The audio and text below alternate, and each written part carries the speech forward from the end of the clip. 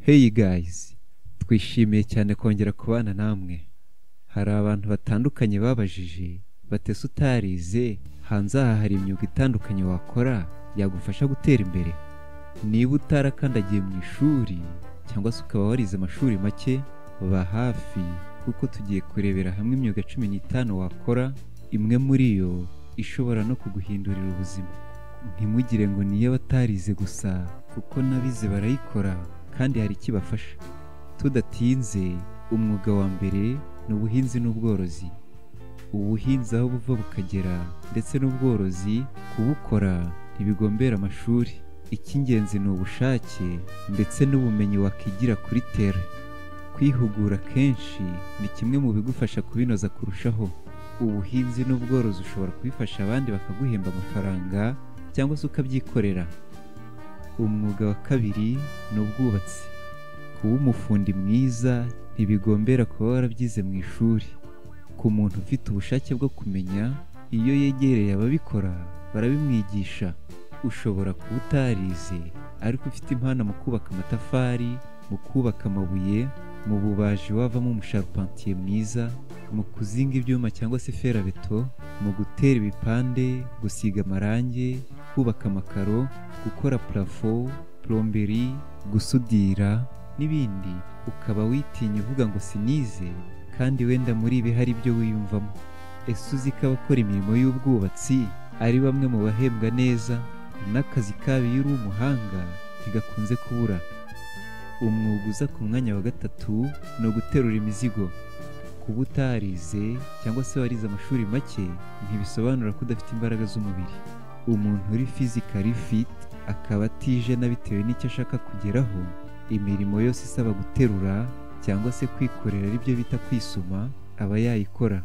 Ese uzi ko kuba umuyede cyangwa se gufasha abafundi ku mashantiye, gutwaza abantu imizigo no gupakira amakamyo bitunze abantu benshi? Ibi hari n'abizi babikora, icya mbere nicyo bibinjiriza. Ikintu cya kane umuntu utarize yakora ni ubumotari.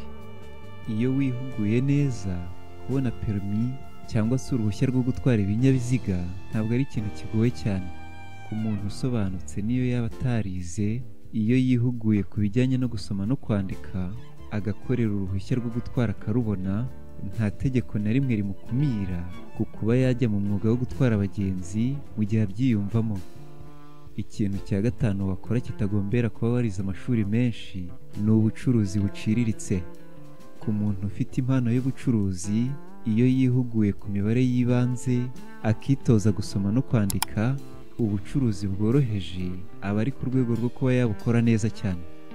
Abenshi mu bacuruza butike mu makartier, abacuruza kenkayori, abacuruza mu masoko n'ahandi, higanjemo abataragize amahirwe yo kwiga, kandi muri bo harimo ababikora neza cyane ndetse kurusha n'abarangije kaminuza. Umwuga wa gatandatu wakora utarize ni ubudozi bw'inkweto. Uhereye ku kuba korodoniye muto kugeza ku bakora inkweto, ku muntu ufite impano muri iyi domene, kuba yabikora ntibigombera ko aba yarabyize. Icyaba asabwa ni ukwihugura ku babikora bakamwungura ubumenyi. Ahantu ha karindwi umuntu utarize yakora ni ugukora mu nganda. Inganda nyinshi bitewe n'uko zikora ibintu byisubiramo kenshi, nko guteranya cyangwa se gufatanya ibintu, kugayidinga cyangwa se kwasisita imashini, gutondeka, guterura n'ibindi. Ibi bituma ba nyiri inganda bakenera amaboko y'abantu batitaye ku kuba barize cyangwa se batarize. Icyo baba bakeneye ni umuntu basobanurira kumva neza icyo bamwifuzaho kandi akagishyira mu ngiro nta byagateje. Umwuga wa munani umuntu utarize yakora ni ubudozi. Kuba utarize ariko ukaba ufite impano ku bijyanye n'ubudozi, icyo uba usabwa ni ugukora formation cyangwa se training. Nyuma y'igihe gito uba uri ku rwego rwo kuba wakora ibintu bito biri ku rwego rwawe, noneho kuzamura urwego muri uyu mwuga akaba ari wowe biturukaho bitewe n'ubushobozi ufite ku kijyanye no kwiga. Umwuga wa 9 ni ubugeni n'ubukorikori. Gukora imitako, gushushanya, gukora ibikoresho byo mu nzu no gukora ibindi bikoresho by'ubukorikori ntibigombera kuba warize. Kuba ubifitemo impano n'ubushake biba bihagije. Umwuga wa 10 ni ugutanga serivisi zo gutunganya imisatsi n'inzara, aribyo bita hair dressing and nail care. Gutunganya imisatsi, inzara no gutanga izindi serivisi zijyanye n'ubwiza ntibigombera kuba warize. Ibi icyo biba bigusaba ni ukuba ubifitemo impano, ubikunda, unakunda kwihugura. Gutunganya imisatsi, gukora isuku y'inzara ndetse n'ibindi bijyanye n'ubwiza, hari benshi bitunze batazi gusoma no kwandika. Ikintu cya 11 ni uguteka no gukora amasuku. Mu ngo no mu maresitora bakenera abantu bazi guteka neza ndetse no gukora amasuku. Ku muntu wiyumvamo impano ijyanye nabyo, kubimenya ntibigombera kujya kubyiga mu ishuri. Iyo uzi kwihugura neza, kubibonaho ubumenyi bwagufasha kujya mu kazi k'ibanze ntibigoye, kuko hari n'ubwo wakigira kuri internet. Ikintu cya 12 ni recycling.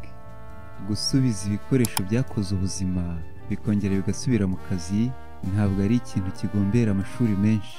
Hano ingero twatanga ni nk'abakora envelope bazikuye mu mpapuro zakoze, abakusanya amacupa ya plastique n'ay'ibirahuri yakoze ariko ashobora kongera gukoreshwa, abakusanya n'abananagura ibyuma byashaje bakabibyazamo ibindi bikoresho, n'abandi. Bose bakorera amafaranga menshi muri iyi domene kandi abenshi muri bo ntibizi. Umwuga wa 13 wakora utarize ni ugufotora. Kuba photographe cyangwa se cameraman ntibisaba kuba ufite amashuri ahambaye. Kugira impano ijyanye nabyo no kubyihuguraho biba bihagije. Umwuga wa 14 ni ugukina film.